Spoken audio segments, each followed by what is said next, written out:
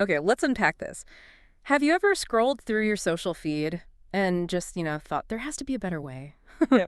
A way to get information that feels true, maybe? Discussions that don't just devolve into shouting matches, and connections that actually build trust instead of breaking it down. Yeah, and what's really fascinating here is that the vision for a network like that, it isn't just some hopeful dream. We actually have source material right now that lays out a pretty comprehensive blueprint. Mhm. It's for an AI-era social network, completely reimagined for, well, truth, trust, and real transformation. That's exactly it. So today, we're taking a deep dive into this incredibly detailed vision. We'll explore why our current digital spaces are, frankly, struggling so much with trust and misinformation. And then we'll walk you through this radical new philosophy, plus the ingenious features and, the foundational principles needed to build a genuinely better digital society. Our mission really is to give you a shortcut to understanding how AI can actually be a steward, not a sovereign, in building a truly flourishing online world. So the sources kick things off by highlighting a pretty stark reality. What started as platforms for connection, they quickly became what the sources call engines of division. Right. They were designed basically for attention, Mm. and outrage was currency. That's the quote. Exactly. And this wasn't some accidental glitch in the system. It was, as the sources really emphasize, a byproduct of incentives built right in. And if you connect that to the bigger picture, I mean, this crisis of information overload meant the lines just blurred completely Mm. between, say, journalism and opinion. Mm. Fact checkers, they just couldn't keep up with the meme machines. Right. And then you had deep fakes creating what the sources call a hall of mirrors. You didn't know what was real. Yeah, it's disorienting. The fallout was huge. Yeah. Trust in institutions just collapsed. And so did trust in each other. And here's where it gets really, really interesting. Because the source material meticulously dissects the anatomy of misinformation. It Hmm. explains how our basic human psychology, our tendency towards confirmation biases, and valuing what feels true over what actually is true, how that combined with algorithms optimizing purely for engagement, actually amplified falsehoods. Yeah, there's that MIT study from 2018 the sources mentioned. That's the one. It found falsehoods were an astonishing 70% more likely to be retweeted than the truth. Just Yeah, wow. it's a sobering thought, absolutely. And it raises a really important question. If these algorithms act like a megaphone for anything that generates engagement, even, incendiary lies, what are the real-world What consequences? does that do? Well, the source material points to some really serious outcomes, from contributing to ethnic violence to fostering vaccine resistance and even enabling attacks on democratic institutions. So it's not trivial stuff. Not at all. And it emphasizes that misinformation isn't just spread by accident. Increasingly, it's weaponized deliberately. Hmm. The goal is often just to confuse you, make you Yeah. question everything, undermine trust itself. So what's the takeaway here? The collapse of trust. It wasn't inevitable, was it? It was a direct result of choices, design Yeah, choices. choices were made. But if those choices led us here, then new choices. Yeah. They can absolutely lead somewhere different. And that's exactly where this ambitious new vision for a social network comes into play. The sources, they pose this really fundamental question right at the start of laying out this new vision. What is this for? Because for way too long, social networks have been designed to, quote, exploit our instincts, not elevate our intellect. But this new blueprint, it flips that entirely. It aims for human flourishing as the core metric, not engagement or profit. What does that actually mean, though? Human flourishing in a digital space? Well, it means prioritizing content and interactions that actually make you think more critically, maybe foster some empathy, or build genuinely healthy relationships, Yeah. rather than just optimizing for whatever generates clicks or, sparks outrage. Got it. So this fundamental shift moves us away from what they call an extractive model, where basically you are the product, to an empowering one. And the core philosophy, it rests on three pretty powerful pillars. Okay. First, truth as a systemic goal, meaning the platform itself acts as an intelligent guide. It helps you find truth, makes falsehoods harder to spread, and it promotes epistemic humility. Epistemic humility. Yeah, it's that idea of acknowledging the limits of our own knowledge, right? Being open to new information rather than just stubbornly clinging to what you already believe. Okay, that makes sense. Pillar one. Second, dignity by design, ensuring every interaction is governed by respect, with tools that actively encourage empathy and reflection, and include real guardrails against harassment. Important. And third, community over virality, shifting the focus from just sheer global reach to authentic resonance in smaller, maybe more meaningful interactions. Quality over quantity. It really does sound like treating social media less like a, digital Wild West and a more like critical public infrastructure, Yeah. something designed for the common good. Like roads or libraries, yeah? Exactly, with clearly defined digital rights and responsibilities. And it's clear AI is a crucial part of this new equation, but, and this seems key as a steward, not sovereign, Right. Augmenting human judgment, not replacing it. and always accountable, auditable, and user-directed. It feels like a very intentional approach to AI's role. Very deliberate. Okay, so with this powerful new philosophy grounding everything, the sources then get into the really ingenious ways it would actually function. Let's explore some of those core innovations, starting with what's called the AI-assisted truth layer. Now, when the sources talk about this, how exactly does it go beyond what we think of as like traditional fact-checking? What's the core difference? No, it's a completely different beast. This isn't just about fact-checking something after it's gone viral, not reactive. Right. This is a real-time AI-powered infrastructure that actually evaluates, contextualizes, and enhances every piece of content pretty much as it enters the network. As it comes in. Yeah, it provides source tracing, so you can instantly see the original context and the path a piece of content took, along with things like credibility scores, claim verification, and crucially, opposing viewpoints to give you a much fuller picture. So multiple angles. Exactly. And it also flags AI-generated content clearly, so you always know if something's synthetic. That lets you assess the info with full transparency. So instead of just like taking content down, it augments it with clear labels. Green check marks for verified stuff, warning signs for disputed claims, clear flags for debunked falsehoods. Right, layers of context. And it's all described as radically transparent, open source, participatory. That sounds like a monumental shift from just content moderation to actual contextualization. But how do the sources address the potential for bias? Bias within this new contextualization system itself? I mean, who checks the checkers? That's a critical point, and the sources definitely grapple with it. They really emphasize that the entire system has to be open source and auditable, meaning anyone theoretically can inspect its code, its processes, see how it works. Transparent. Yes. And furthermore, they propose things like citizen ethics councils and multi-stakeholder governance to review and guide the AI's contextualization decisions. The idea is to ensure it serves the public good, not some hidden agenda.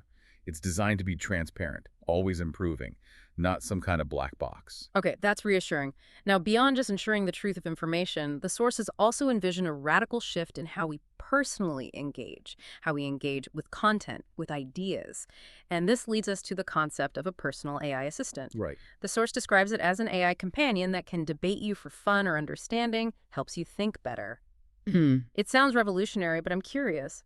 What are some of the potential ethical tightropes that the sources highlight when you're developing an AI assistant that genuinely helps without, subtly manipulating your thoughts? Indeed. And that line between help and manipulation is absolutely critical. The sources spend considerable time on this AI companion. It's not meant to be a puppeteer. Huh. It functions more as a cognitive assistant. Right. Well, summarizing complex information, answering your questions, maybe highlighting potential biases in your own thinking. It can also be a dialogue coach, encouraging more thoughtful phrasing, maybe helping de-escalate arguments. Interesting. And a perspective broadener, recommending diverse voices you might not normally see. Even an emotional companion, checking in on your emotional health. Wow. But the key ethical safeguard, the absolute line in the sand, is that the AI never nudges you without consent. And its incentives must always align with your well-being, not with advertisers or crude engagement metrics. It's about augmenting your thinking, not directing it. That's a huge, huge departure from what we often experience now. And speaking of interaction, the sources are pretty blunt. They call current comment sections battlefields. Yeah, that sounds about right. So how does this vision fundamentally fix that? Through what it called designing for healthy dialogue. Well, the current model often fails because comments are just sorted by upvotes or recency, not quality, which, inevitably leads to mob dynamics and these echo chambers of negativity. Yeah, the loudest voices win. Exactly. So this new design proposes civility by default. For example, before you hit send on a comment, you might get a gentle prompt, something like, what question might deepen this conversation? Or maybe consider rephrasing this to sound less confrontational. Little nudges towards civility. Right. And it prioritizes contextual clarity and visibility for constructive voices. Hmm.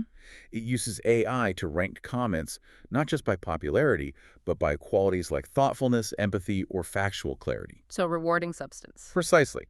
It also includes de-escalation tools, maybe a slow commenting mode for really heated discussions to force a pause, and even conversation summaries. Think of them like intelligent TLDR previews for long threads. Helps you quickly grasp the essence. And instead of just likes or, angry faces, they introduce new reactions like, this made me think, or this helped complete my understanding. It sounds like this genuinely shifts interaction away from simple judgment towards actual collaboration. That's the goal. That seems like a powerful way to empower digital citizenship, encouraging users to contribute thoughtfully, not just react. Okay, and let's tackle another huge problem the sources highlight. This labyrinth of echo chambers. Mhm. The filter bubbles that, let's be honest, trap us in our own perspectives. How does this new network actively help us escape the echo chamber? A solution is framed as algorithmic diversity. So instead of just reinforcing your existing worldview, the AI is actually designed to gently challenge and expand it. How does it do that? Well, you, the user, can actively choose something called a worldview mode selector. Mm-hmm. You could pick comfort me if you just want familiar stuff, sure. But you could also choose balance me, challenge me, or even surprise me. You control the algorithm's goal for you. To an extent, yes. And the AI offers diverse content paths. For instance, a suggestion might pop up saying, hey, here's how people from other political views see this particular issue. Mm. Or even cognitive contrast prompts, gently nudging you to engage with a well-argued counterpoint. Crucially, it prioritizes showing respectful, high-quality dissent, not just any old unfiltered disagreement. That's a key distinction. And it can even offer echo chamber diagnostics, showing you a dashboard revealing something like, okay, 87% of the content you viewed last month came from left-leaning sources. Exactly. And it's not presented as criticism, it's just insightful data for you. Right, self-awareness. Yeah. And it promotes reputational tools for bridge builders, actually rewarding those users who actively link across ideological silos, connect different groups. So it makes escaping the echo chamber a conscious choice, something you can actively work towards, not just wish for. That's the idea. Now, as we consider all these new features for content, for dialogue, a really fundamental question emerges. Who are we in this reimagined digital space? Which brings us to the crucial topic of identity in the digital age. Yeah, and this is where it gets really complex, but also deeply insightful, I think. The sources really dig into the inherent tension between, say, verified identity for certain civic spaces where accountability is maybe paramount. Right, like voting or official functions. Exactly. And pseudonymity zones for other things like safety, creativity, dissent, allowing exploration without fear of real-world backlash. So different levels of identity for different contexts. Precisely. The goal is what they call a progressive identity architecture. You choose your identity level, maybe pseudonymous, semi-anonymous, or fully verified, and you can potentially upgrade or downgrade based on your needs and the context. AI plays a big role here with things like Sybil resistance, basically preventing one user from creating tons of fake accounts. Stopping the bot. And AI bot detection, yeah. Ensuring one person, one account, generally, but without necessarily violating privacy. Yeah. And what's truly fascinating here is the concept of digital reputation without real names, where your trust, your standing within the network, is built on your behavior and your contributions, not just your legal name. Reputation earned through action. That's a powerful concept. Okay, so we've talked about all these forward-thinking features, the user experience, but the sources consistently emphasize that the infrastructure for integrity is just as key, maybe more so. It's about building it like a public utility, not a digital slot machine. What does that mean for the nuts and bolts, the foundation? It means the hidden parts, right? The code base, the databases, the moderation tools, even the business model itself. Yeah. They all have to be built with integrity baked in from the start, not as an afterthought. So how? What are the principles? Key principles include open architecture, not black boxes. Allowing for transparent algorithms, open APIs, so anyone can inspect how it works, how decisions are made. No secret sauce. Hopefully not. Also, decentralization with purpose. Maybe like a federated model, where different communities or organizations could potentially run their own independent versions of the network, set their own specific rules. Like Mastodon, sort of. Sort of analogous, yeah, but still be able to connect and communicate with the larger ecosystem.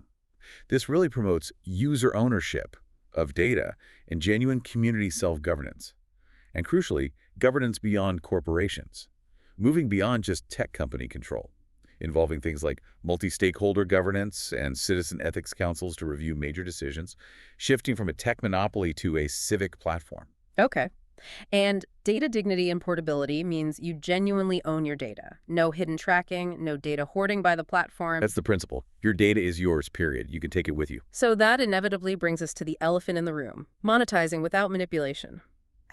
How do you possibly sustain such an ambitious vision financially without falling into the very same traps that created the current mess? Yeah, it's the million-dollar question, or maybe billion-dollar question. Yeah. The source material argues pretty strongly that the attention economy is broken, period. Because the financial incentives of today's platforms corrupt the very purpose of social media. Yeah. They're fundamentally misaligned. Right. The profit motive conflicts with the user well-being motive. Exactly.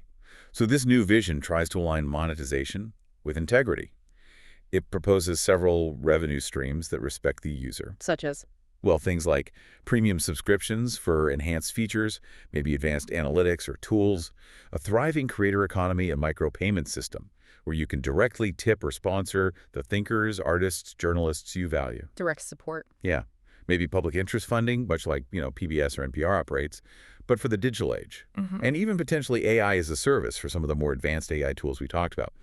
But the core emphasis, the philosophical shift, is rewarding the right kind of engagement. Meaning not just rewarding clicks or shares or time on site, but rewarding genuine insight gained or constructive contribution to a conversation. So the most valuable content, financially speaking, isn't necessarily what goes viral because it's outrageous, but what genuinely elevates the dialogue, leads to real understanding, real connection. That's the goal, a very different incentive structure. Okay.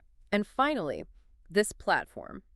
It isn't meant to be static, right? It constantly evolves through what the sources call civic labs and ethical experimentation. What's that about, and why is it so important for this vision? Yeah, this raises another really important question. How do social networks adapt ethically, responsibly, over time? A civic lab, as they describe it, is basically a structured environment where new features or policies are tested carefully with informed consent from users who opt in. Like beta testing, but for ethics. Kind of, yeah. Imagine experimenting with, say, time-delayed replies in comment sections to see if it reduces hostility, or testing different diversity-enhancing feeds to see if they actually reduce polarization and measuring the results transparently. So data-driven improvement for the public good. Exactly. It's framed as A/B testing for the public good, with full user participation, empowering you to actually co-create the future of digital society. And this builds institutional memory, helping the platform learn, grow wiser over time, fostering a culture of curiosity, not control. It's a continuous collaborative learning effort. So pulling it all together, what does this all really mean for us? The vision presented in these sources, it's really for a social network that doesn't aim to divide us or addict us or deceive us, but one that actively helps us become better versions of ourselves. That's a powerful idea. It is. It's about achieving what they call a peace worth pursuing.